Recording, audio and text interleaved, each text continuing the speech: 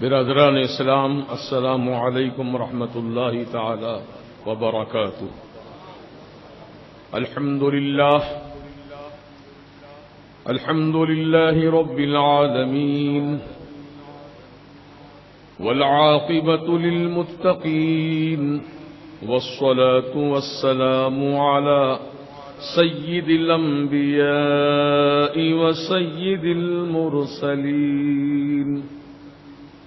وعلى آلہ الطیبین الطاہرین، واصحابہ الکرام اجمعین۔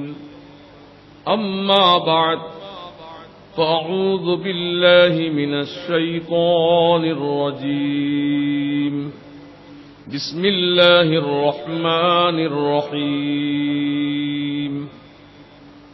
أولئك كتب في قلوبهم الإيمان، صدق الله العظيم، وبلغنا رسوله النبي المتين الأمين الكريم۔ عزیزان ملت اسلامیہ، بزرگوں اور نوجوان دوستو، دستور اہل سنت و جماعت کے مطابق ہم اور آپ نہایت عقیدت و احترام کے ساتھ، کامل توجہ اور بھرپور وارفتگی کے ساتھ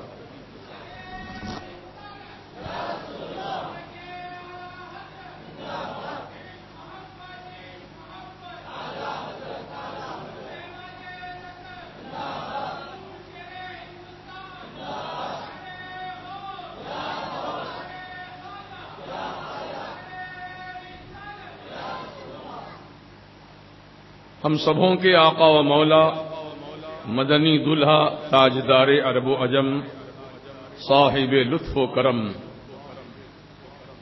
گلشن نبوت کے مہکتے ہوئے پھول، صدر نشین رسالت، آقائے نامدار مدنی تاجدار، سید ابرار و اخیار احمد مختار محمد رسول اللہ صلی اللہ تبارک و تعالی علیہ وآلہ وسلم کی بارگاہ کرم میں ہدیہ درود و سلام پیش کریں۔ اللہم صلی علی سیدنا و شفیعنا و نبینا و مولانا محمد کما تحب و ترضا، بأن تصلی علیہ صلاۃ و سلام علیک سیدی یا حبیبی یا رسول اللہ صلی اللہ تعالی علیہ وسلم۔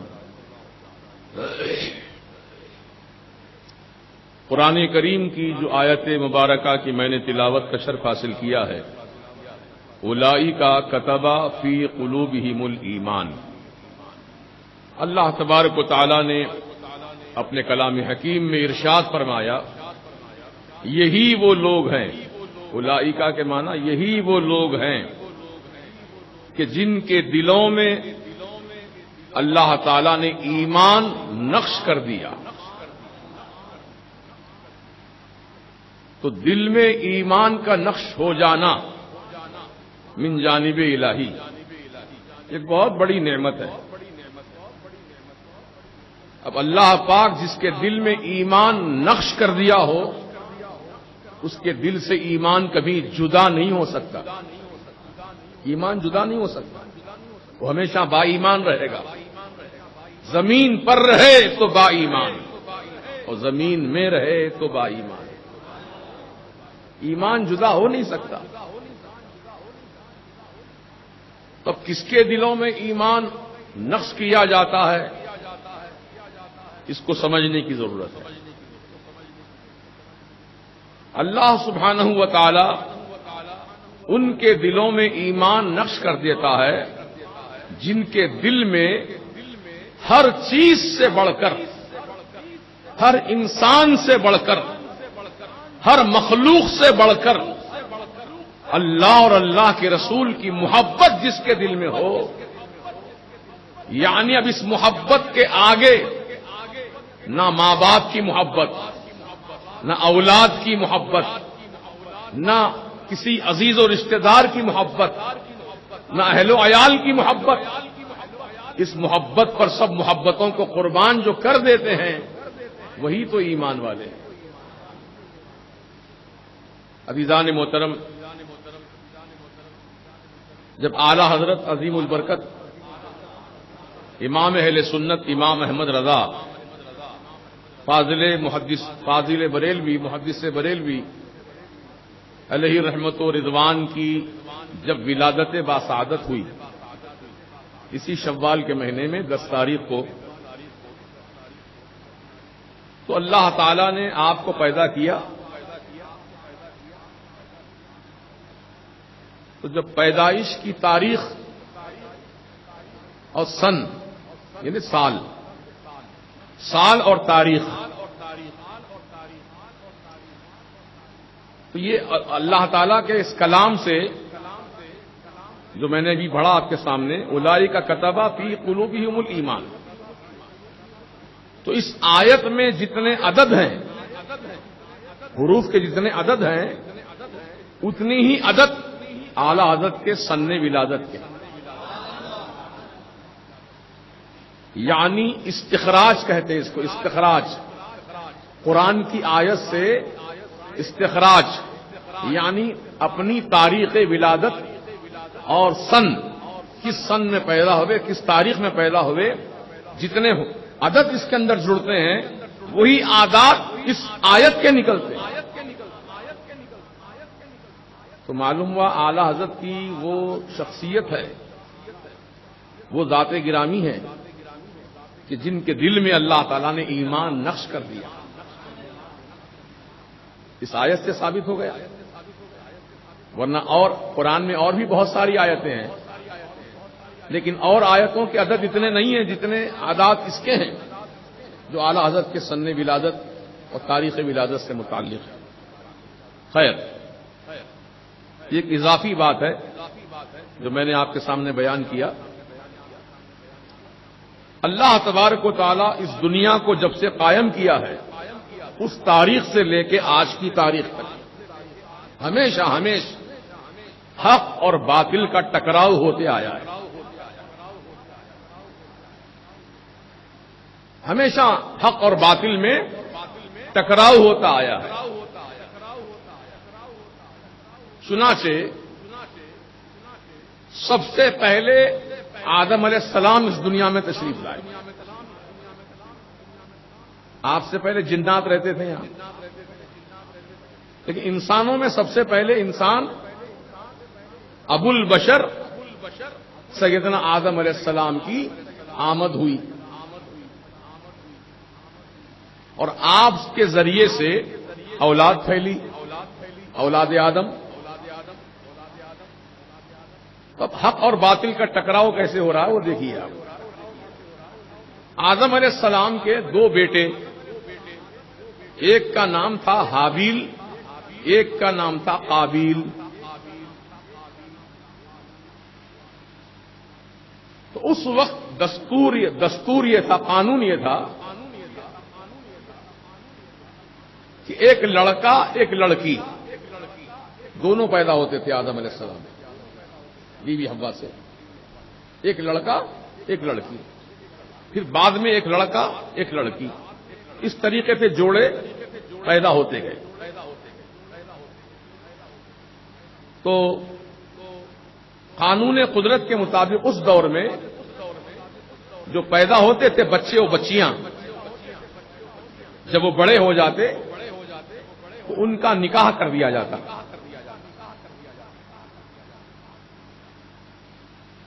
تو ایک لڑکی جو لڑکے کے ساتھ پیدا ہوئی آدم علیہ السلام کے ذریعے، بہت حسین و جمیل بچی تھی. تو قانون کے مطابق حابیل کا نکاح، جو 2 بیٹے ہیں نا آدم علیہ السلام کے، حابیل و قابیل، تو حابیل کا نکاح اس لڑکی کے ساتھ ہونا طے پایا. قابیل نے انکار کیا، کہا کہ حابیل کا نکاح نہیں ہوگا، میرا نکاح ہوگا اس کے ساتھ. اب یہاں سے حق و باطل کا ٹکراؤ شروع ہو گیا. اب دونوں میں بات یہ طے ہوئی کہ قربانی دی جائے، اللہ کی راہ میں قربانی پیش کی جائے. جس کی قربانی کو اللہ تعالیٰ قبول کر لے وہ اس کے ساتھ نکاح کرے. چنانچہ دونوں نے اپنی اپنی قربانی پیش کی تو حضرت حابیل کی قربانی قبول ہوئی، قابیل کی نہیں ہوئی. اور پہلے سے بھی طے یہی تھا کہ نکاح حابیل کے ساتھ ہو، قابیل کے ساتھ نہ ہو. لیکن زبردستی قابیل اپنا نکاح اس لڑکی کے ساتھ کرنا چاہتا تھا. جب حابیل نے اپنی قربانی دی اور قربانی قبول ہو گئی، قابیل کی قربانی قبول نہیں ہوئی، تو حسد جلن کی آگ پیدا ہوئی. اب ہر اعتبار سے حابیل کا حصہ ہو گیا، تو قابیل کے دل میں حسد جلن پیدا ہوا کہ کیوں نہ میں حابیل کو ختم کر دوں. جب یہ راستے سے ہٹ جائے گا تو میرا کام آسان ہو جائے گا. چنانچہ دنیا انسانیت میں پہلا مرڈر، پہلا قتل منگل کے دن ہوا، اور قابیل نے حضرت حابیل کا قتل کر دیا.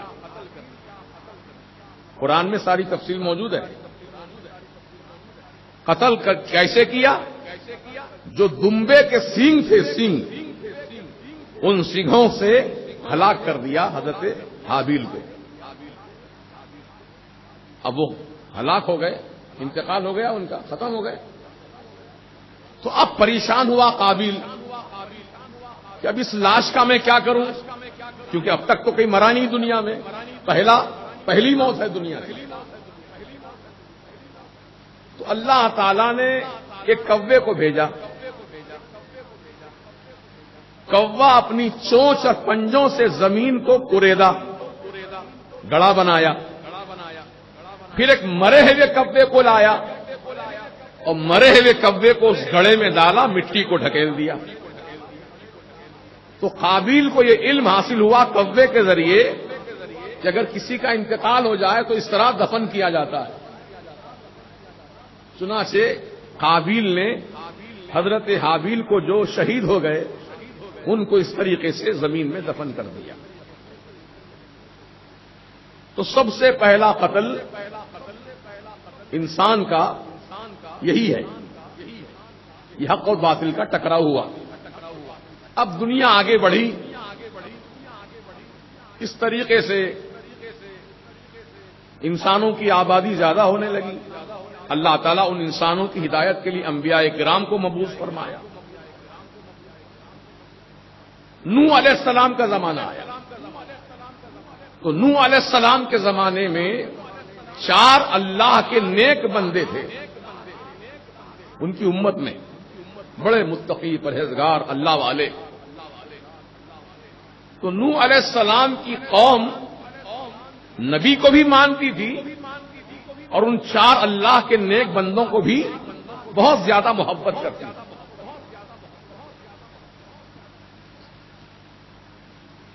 تو اس کے بعد جب ان کا انتقال ہو گیا، اللہ کے نیک بندوں کا انتقال ہو گیا، تو وہ قوم بہت رونے لگی، یاد کر کے رونے لگی. اب تک ہمارے درمیان تھے، ہم ان کو دیکھتے تھے، اب وہ ہمیں درمیان میں نہیں ہیں، اب وہ دنیا سے ہماری نگاہوں سے اوجھل ہو گئے، رونے لگے. تو شیطان ملعون ان 4 آدمیوں کی تصویر بنا کر، دیکھیے اب آغاز کیسے ہو رہا ہے اس کا، تصویر بنا کر اس قوم کے درمیان لایا. کہا کہ دیکھو تم جس کو یاد کر کے رو رہے ہو تو تمہارے سامنے ہے، تصویر ان کی موجود ہے، ان کو دیکھ کر تسکین حاصل کر لیا کرو. تو وہ لوگ بہت خوش ہوئے، جن کی یاد میں ہم روتے ہیں ان کی تصویر تو کم از کم سامنے آ گئی ہمارے، بہت خوش ہوئے. بات وہیں تک تھی. اس کے بعد زمانہ اور آگے بڑھا. تو کہا یہ تصویر تو اس چیز پہ بنی ہے، کبھی بھی پھٹ سکتی ہے، چیز ضائع ہو سکتی ہے، کیوں نہ ہم ہو بہو پتھر کے پتلے میں اس کو تراشا جائے. تو پتھر کے پتلوں میں ان کی صورت بنائی گئی. پھر دور آگے بڑھا تو لوگ ان پتھروں کو سجدہ کرنے لگے، ان پتھروں کی پرستش کرنے لگے. یہ سب شیطانی کھیل ہے. اس طریقے سے دنیا میں شرک کا وجود آیا. پہلے نہیں تھا شرک. پہلا شرک یہی ہے.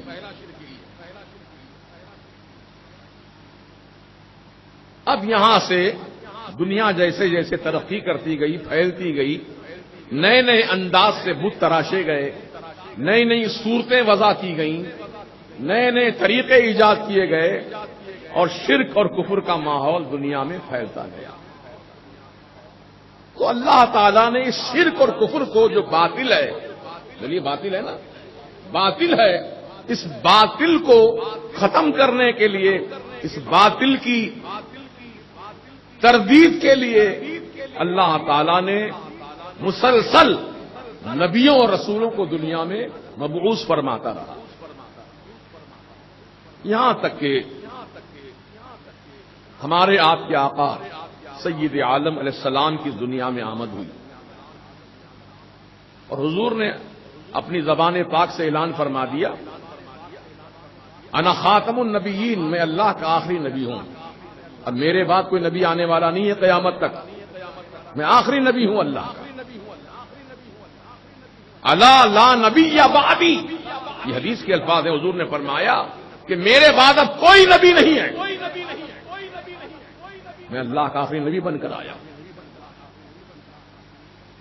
تو حضور پاک علیہ الصلوۃ والسلام کے دنیا سے پردہ کرنے کے بعد آپ کے خلفاء، جن میں سیدنا ابو بکر صدیق رضی اللہ تعالیٰ عنہ، سیدنا فاروق اعظم رضی اللہ تعالیٰ عنہ، سیدنا عثمان غنی رضی اللہ تعالیٰ عنہ، سیدنا علی مرتضیٰ شیر خدا کرم اللہ تعالی وجہہ الکریم، یہ چاروں خلفائے راشدین میرے آقا کے یکے بعد دیگرے اللہ کے دین کو آگے بڑھاتے رہے، اور جو رسول پاک علیہ السلام کا مشن تھا اس مشن کو بھی آگے بڑھاتے رہے. دنیا چلتی رہی، پیغام حق بلند ہوتا رہا. جہاں پیغام حق بلند ہو رہا تھا وہیں باطل طاقتیں بھی سر ابھار رہی تھیں. چنانچہ سیدنا صدیق اکبر رضی اللہ تعالیٰ عنہ جب خلیفۃ المسلمین مقرر ہوئے، پہلے خلیفہ، تو آپ جیسے ہی خلیفہ مقرر ہوئے، آپ کے دور خلافت میں کلمہ پڑھنے والوں میں ایک نیا فتنہ پیدا کیا گیا. وہ فتنہ کیا تھا کہ اب تک ہم زکات دیتے تھے، زکات، لیکن اب زکات نہیں دیں گے. زکات سے منع کر دیا، آپ روک دیا. تو سیدنا صدیق اکبر رضی اللہ تعالیٰ عنہ کا جذبہ ایمانی دیکھو. اب یہاں محبت اللہ کی ہے، اللہ کے رسول کی محبت ہے صدیق اکبر کے دل میں، نہ اپنے ماں کی، نہ اپنے باپ کی، نہ اپنے بیٹوں کی، نہ کسی اور چیز کی محبت ہے صدیق اکبر کے دل میں، اللہ رسول کی محبت ہے. بڑھاپے کا عالم ہے، آپ نے ہاتھ میں تلوار پکڑی اور مسجد نبوی شریف میں اعلان فرمایا کہ جو لوگ زکات سے انکار کر رہے ہیں، منع کر رہے ہیں، میں ان کے خلاف جہاد کروں گا. نہ اپنی جان کی پرواہ کی، حالانکہ بوڑھے ہیں، ضعیف ہیں آپ، کوئی بھی جوان آدمی آپ پہ حملہ کر دے تب کیا ہوگا، لیکن اپنی جان کی پرواہ نہیں ہے، نہ کسی اور چیز کی پرواہ ہے. پرواہ ہے تو اللہ رسول کی پرواہ. یہی ہے ایمان کی دولت، کسی کو کہتے ہیں. ایسے ہی ہیں وہ لوگ جن کے دلوں میں اللہ تعالیٰ نے ایمان نقش کر دیا ہے. اب دنیا کی کوئی سورما طاقت ان کے دل سے ایمان کو نکال نہیں سکتی.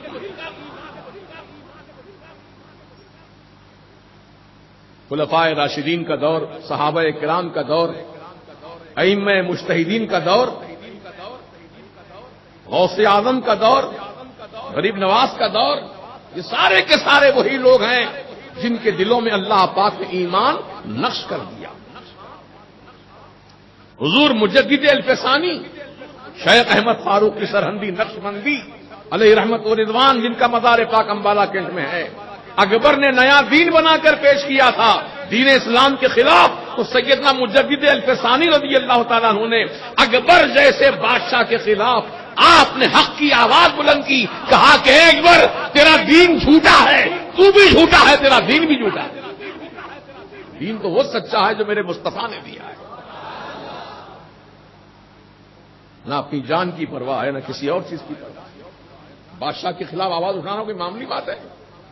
ارے معمولی لیڈر کے خلاف کوئی آواز نہیں نکالتے، محلے کا جو لیڈر ہوتا ہے اس کے خلاف کوئی منہ نہیں کھولتے، پتہ نہیں کیا کر ڈالے گا ہمارے ساتھ۔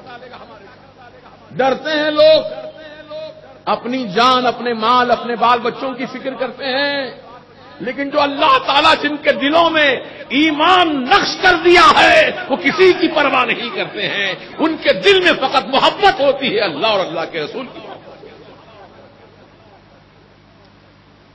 اور آگے بڑھیے، دور آگے بڑھا، ہندوستان کی دھرتی پر اسماعیل دہلوی نام کا ایک مولوی کتاب التوحید لکھا، یہ کتاب لکھا جس کا نام کتاب التوحید ہے۔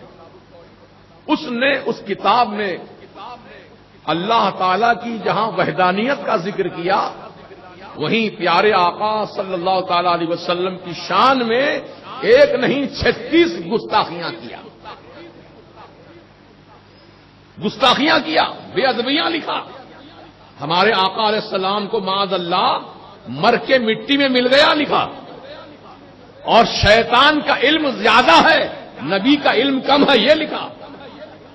دیکھ رہے ہیں آپ گستاخیاں اس کی، کلمہ پڑھتا ہے نبی کا، شیطان کی تعریف کرتا ہے۔ یہ شیطان ہی ہے نا؟ بولیے کون ہے یہ؟ شیطان ہے۔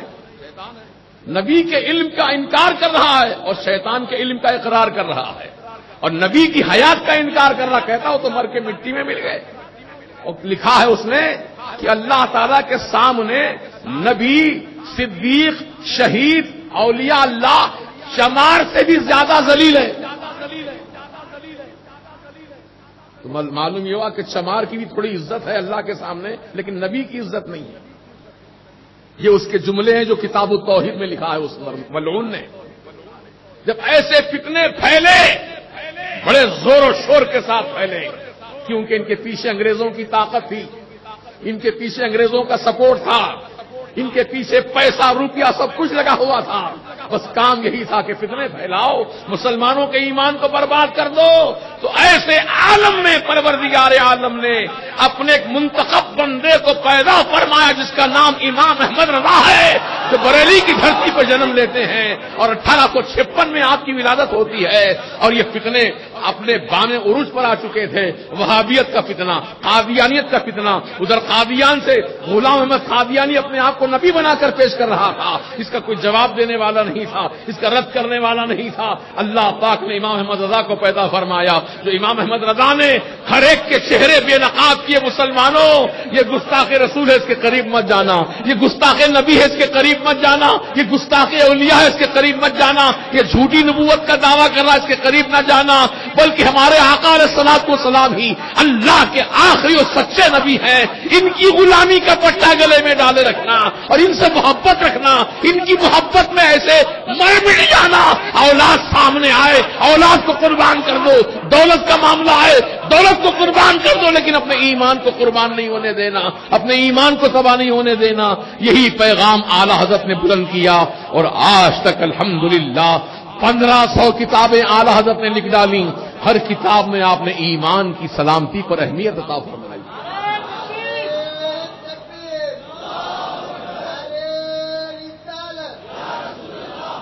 ورنہ لوگ تو ڈرتے ہیں بھائی حق بات کہنے کے لیے، پتہ نہیں حق بات بولیں گے تو سامنے والا کیا کرے گا۔ تو معلوم ہوا ایمان نہیں ہے اس کے دل میں۔ ایمان اگر ہوتا تو ڈرتا نہیں۔ بولو جی، ایمان اگر ہوتا تو ڈرتا نہیں۔ ایمان کس پہ رکھا ہے؟ اللہ، اللہ کے رسول پر ایمان رکھا ہے۔ کیا اللہ مجبور ہے؟ رسول مجبور ہے؟ نہ اللہ مجبور نہ رسول مجبور۔ اللہ تو اللہ ہی ہے، وہ قادر مطلق ہے، لیکن اللہ نے اپنے کرم سے اپنے نبی کو بھی مختار کل بنا دیا۔ اعلی حضرت نے ہم کو عقیدہ سکھایا۔ کیا عقیدہ سکھایا؟ خالق کل نے آپ کو مالک کل بنا دیا۔ یا رسول اللہ، خالق کل نے آپ کو مالک کل بنا دیا، دونوں جہاں ہیں آپ کے، قبضہ و اختیار۔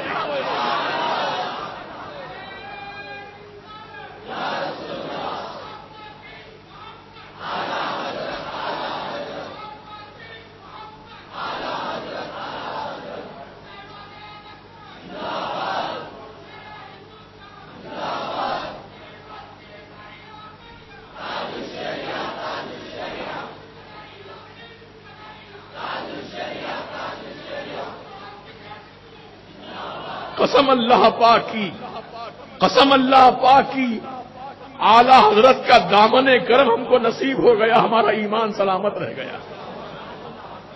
اگر یہ دامن اعلی حضرت ہم کو نصیب نہ ہوتا تو پتہ نہیں ہم بھی کدھر کے ہو جاتے، ہم بھی کیسا عقیدہ رکھنے والے رہتے۔ لیکن الحمدللہ ثم الحمدللہ، اللہ تعالیٰ کا خاص کرم ہے، اس کے پیارے محبوب علیہ الصلوۃ والسلام کی رحمت کا صدقہ ہے، غوث اعظم کا کرم ہے کہ ہمارا ایمان آج سلامت ہے الحمدللہ۔ محترم دوستو، اس احسان کو مانو، اعلی حضرت کے اس احسان کو مانو کہ آپ نے ہمارے ایمان کو برباد ہونے سے بچا لیا، ورنہ اتنی تحریکیں چل رہی ہیں، اتنی جماعتیں وجود میں آئی ہیں، اتنی تنظیمیں بنی ہیں، ان سب کا مقصد ہے بدعقیدگی کو پھیلانا، لوگوں کو وہابی بنانا، رسول کی محبت سے دور کر دینا، اللہ والوں کی محبت سے دور کر دینا، یہ ساری تنظیموں کا مقصد ہے۔ لیکن اعلی حضرت نے ان کے مقصد پہ پانی پھیر دیا، بتا دیا حق کیا ہے، پہچان لو۔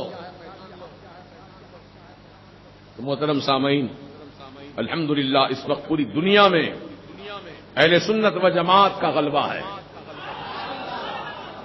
پوری دنیا میں اہل سنت و جماعت کا غلبہ ہے، اور یہ اللہ تعالیٰ کا خاص کرم ہے کہ الحمدللہ ہم حقانیت پر قائم ہیں، ہم سچائی پر قائم ہیں۔ ارے فقیر تو کئی مرتبہ مباہلے کی دعوت بھی پیش کیا، یقین دلانے کے لیے کہ لوگوں تم شک کرتے ہوں گے یہ سنی صحیح ہے یا دیوبندی صحیح ہے، یہ سنی صحیح ہے یا تبلیغی جماعت والا صحیح ہے، یہ سنی صحیح ہے یا اہل حدیث صحیح ہے، یہ سنی صحیح ہے یا رافضی صحیح ہے۔ تم سوچتے ہوں گے کون صحیح ہے، سب کے پاس قرآن حدیث ہے سب کے ہاتھوں میں، پھر کس کے پاس جائیں ہم، کس کو صحیح مانیں، کس کو صحیح جانیں؟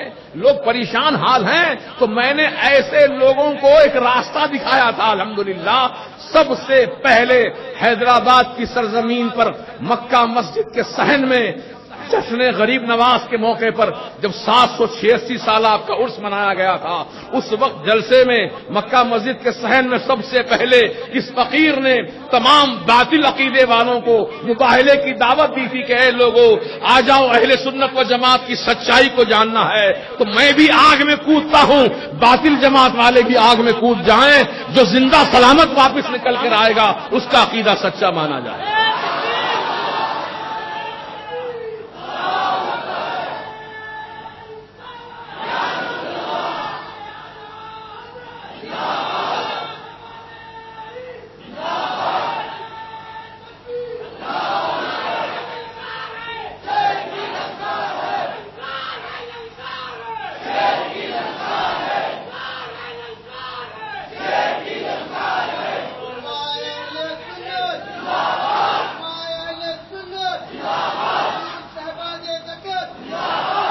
آج ایمان تباہ کر دیا لوگوں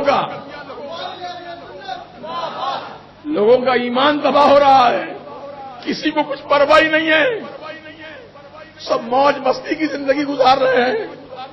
قسم اللہ پاک کی میرے اعلی حضرت کے فیضان سے جب کسی وہابی کو دیکھتا ہوں، کوئی نوجوان بھٹک گیا، کوئی کلمہ پڑھنے والا بھٹک گیا، بدعقیدگی کا شکار ہو گیا، خدا کی قسم یہ دل جلتا ہے، دل جلتا ہے۔ کاش یہ سنی ہوتا تو کتنا اچھا ہوتا، کاش یہ عاشق رسول ہوتا تو کتنا اچھا ہوتا۔ لیکن عزیزوں دیکھ کر بڑا غم ہوتا ہے، اور اللہ تعالیٰ کی محبت میں، اللہ کے رسول کی محبت میں یہ بندہ فقیر، اللہ تعالیٰ کا حقیر بندہ، یہ رسول پاک کا ادنا غلام آپ کے سامنے ہی پیغام دیتا ہے۔ قسم اللہ پاک کی ساری دنیا میں اگر کوئی سچا مذہب ہے تو مذہب اہل سنت و جماعت ہے۔ اہل سنت و جماعت پہ جمے رہو، دھوکے بازوں سے بچو، اپنے ایمان کو سلامت رکھو، کیونکہ قبر میں حشر میں یہی ایمان کام آنے والا ہے۔ یہ اعمال صالحہ اسی وقت قبول ہوتے ہیں رب کی بارگاہ میں جبکہ ہمارا ایمان سلامت رہے۔ اگر ایمان رخصت ہو جائے تو نماز کام نہیں آئے گی، روزہ کام نہیں آئے گا، حج کام نہیں آئے گا، زکوٰۃ کام نہیں آئے گی، خیرات کام نہیں آئے گی، تلاوت کام نہیں آئے گی، کوئی عمل صالح کام نہیں آئے گا اس کے جس کا ایمانی رخصت ہو چکا ہو، جس کا ایمانی برباد ہو گیا ہو، اس کا کوئی عمل اللہ کی بارگاہ میں قبول ہونے والا نہیں ہے۔ اللہ تعالیٰ کی بارگاہ میں اسی مسلمان کا عمل مقبول ہوتا ہے جس کے سینے میں عشق مصطفیٰ ہے، جس کے سینے میں عشق مصطفیٰ ہے، وہی تو ایمان والا ہے۔ اعلی حضرت فرماتے ہیں، اے عشق تیرے صدقے، اے عشق تیرے صدقے جلنے سے چھٹے سستے۔ جہنم کی آگ کتنی بھیانک آگ ہوگی جی وہ۔ حضور پاک نے اس کا تصور دلایا ہے اپنی امت کو، وہ آگ کی ایک چنگاری، جہنم کی آگ کی ایک چنگاری زمین و آسمان کے بیچ میں لٹکا دی جائے تو اس کی گرمی، اس کی ہیٹ اتنی زیادہ ہوگی کہ پوری دنیا جل کے خاکستر ہو جائے گی۔ ایک چنگاری کی جب گرمی کا یہ حال ہے تو جہنم کے دھڑکتے ہوئے شعلوں کا کیا حال ہوگا؟ اس میں ڈالا جائے گا کس کو؟ رسول کی بارگاہ میں گستاخی کرنے والوں کو جہنم میں ڈالا جائے گا، وہابیوں کے پیچھے نماز پڑھنے والوں کو اسی میں ڈالا جائے گا، رسول پاک کی شان میں توہین کرنے والوں کو اسی جہنم میں ڈالا جائے گا۔ رب نے اعلان فرما دیا قرآن کریم میں، ان المنافقین فی الدرک الاسفل من النار، جہنم کا جو سب سے نیچے والا گڑھا ہے اس گڑھے میں منافقین کو رکھا جائے گا۔ منافقین کسے کہتے ہیں؟ یہ سنیوں میں آتا سنی بن گیا، وہابیوں میں گیا تو وہابی بن گیا۔ ایسے بہت ہے دوگلے، دو طرف چلنے والے۔ میں ان کو آگاہ کرنا چاہتا ہوں، خدارا تم جس چیز کو حق مانتے ہو اسی کے ساتھ ہو جاؤ۔ اگر تم نے وہابیت کو حق مانا ہے تو وہابیت کے ساتھ جاؤ، اگر تم نے اہل سنت و جماعت کو حق مانا ہے تو اہل سنت و جماعت کے ساتھ وابستہ رہو۔ اور ہمارا ایمان ہے کہ اہل سنت و جماعت ہی حق جماعت ہے، باطل جماعت ہے، باقی سب باطل جماعت ہے۔ اپنا ایمان تباہ مت کرو، اپنی آخرت تباہ مت کرو، کیونکہ دنیا تو سب کی گزر جائے گی، لیکن مرنے کے بعد اصل زندگی شروع ہوتی ہے۔ کہیں ایسا نہ ہو پیارے عذاب قبر میں گرفتار کر دیے جاؤ، اللہ تعالیٰ کا جہنم کا عذاب اس پر مسلط کر دیا جائے، ایسا نہ ہو ہماری یہ کمزور جسم، ہمارا کمزور باڈی اللہ کے عذاب کو نہیں برداشت کر سکتا ہے، ہمارے بدن میں اتنی طاقت نہیں ہے کہ اللہ تعالیٰ کے عذاب کو برداشت کر پائے۔ اس لیے مسلمانوں، دنیا میں انسان گناہ کرتا ہے تو اللہ پاک کی شان یہ ہے وہ گناہ گاروں کو معاف فرما سکتا ہے، لیکن حضور کی شان میں ذرہ برابر گستاخی کرنے والے کو اللہ تعالیٰ معاف نہیں فرماتا۔ بچو اس سے۔ آپ تو نہیں کر رہے ہو گستاخی، لیکن گستاخی کرنے والوں کے ساتھ دوستی کر رہے ہو، ان کے ساتھ بیٹھ کے چائے پیتے ہو، ان کے ساتھ کھانا کھاتے ہو، ان کی دعوتوں میں شریک ہوتے ہو، یہ بھی ممنوع ہے، منع ہے۔ خبردار، اگر تم گستاخ رسول کی دعوت میں جا کر اس کا کھانا کھاؤ گے تو کہیں ایسا نہ ہو کہ اس کے دل میں تمہاری محبت پیدا ہو جائے اور جس کا وہ عقیدہ رکھتا ہے وہی عقیدہ تمہارا بھی ہو جائے، ہو سکتا ہے شروعات ہو جائے یہاں سے وہابیت۔ اس لیے ہم کو بچنے کا حکم دیا گیا، پرہیز کرنے کا حکم دیا گیا۔ مسلمانوں، اپنی عافیت، اپنی عاقبت کو کامیاب کرنا ہے اور اس کے لیے ہم کو مسلک اہل سنت و جماعت پر سچائی کے ساتھ قائم ہو جانا ہے۔ بولو انشاءاللہ۔ اور کوئی سچائی نہیں، جیسے مذہب اسلام سچا ہے، ساری دنیا میں کون سا مذہب سچا ہے؟ بولیے نا، جلدی بولیے۔ یوں تو کئی مذہب ہیں، عیسائی مذہب ہے، یہودی مذہب ہے، ہندوازم ہے، کرسچنزم ہے، نہ جانے کتنے مذہب ہیں دنیا میں، کتنے نہ جانے انہوں نے اپنے خدا بنا رکھے ہیں، لیکن کیا وہ سب صحیح ہیں؟ نہیں، صحیح تو ایک ہی ہے۔ وہ کون ہے؟ اسلام۔ جیسے اسلام صحیح ہے ویسے ہی سنیت صحیح ہے۔ اب اس پر قائم ہو جانا چاہیے ہم کو، اب مزید سوچنے کی حاجت نہیں ہے۔ الحمدللہ اعلی حضرت کی تعلیمات، اعلی حضرت کا مسلک ہم سب کے ایمان کی سلامتی کے لیے ضمانت دیتا ہے۔ الحمدللہ جو مسلک اعلی حضرت پر قائم ہو گیا وہ کامیاب ہو گیا، انشاءاللہ وہ کامیاب ہو گیا۔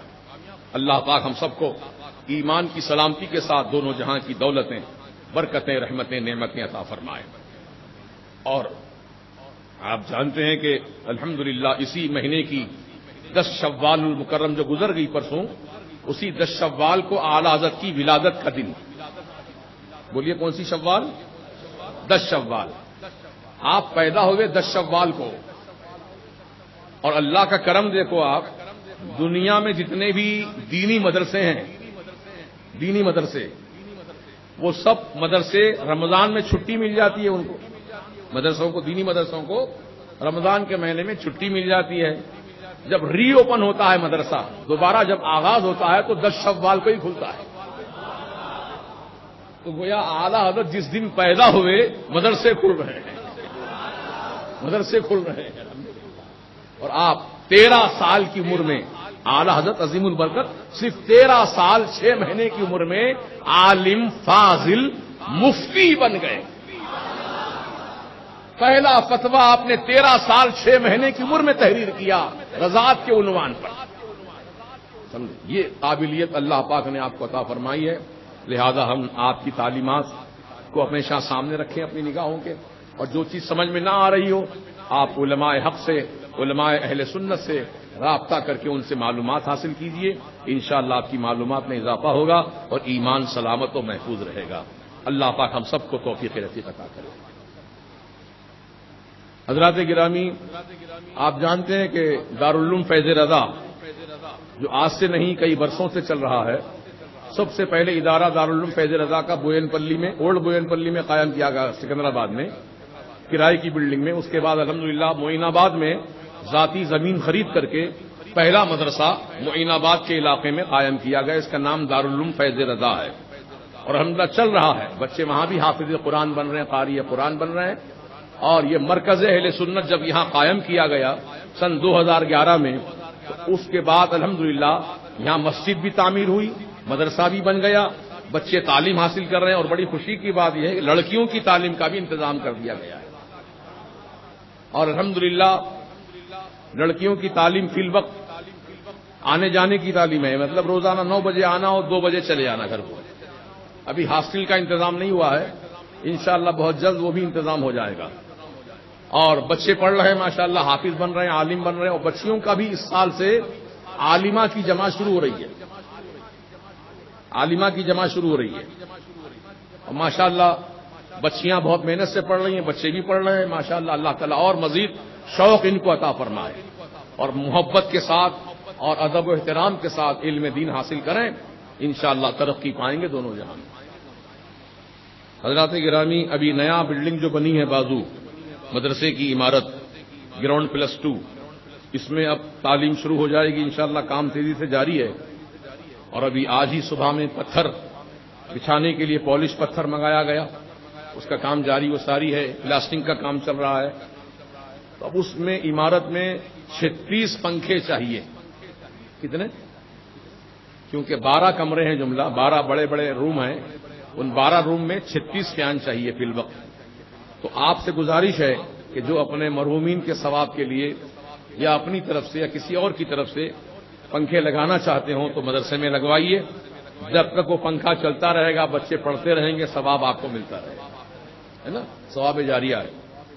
اور یہ پنکھے بہتر ہیں کہ براؤن کلر کے ہوں، ایک رنگ کے ہوں تو اچھا، ایک سفید، ایک کالا، ایک پیلا لگنے سے اچھا نہیں دکھتا دیکھنے میں۔ بہرحال ایک کلر کے پنکھے ہوں، براؤن کلر کے، اور کمپنی جو ہے کرامپٹن، یہ کرامپٹن کمپنی کا فین اچھا چلتا ہے، بعد بہت دیر تک سروس چلتی ہے اس کی۔ تو اس لیے گزارش ہے کہ جو بھی حضرات صاحب خیر اعانت کرنا چاہتے ہوں تو اسی کرامپٹن کمپنی کا براؤن کلر کا پنکھا ہی عنایت فرمائیں، تاکہ آپ مکمل اللہ تعالیٰ کے کرم سے مالا مال ہو جائیں، اور اللہ پاک آپ کی دینی دنیاوی حاجتیں پوری فرمائیں۔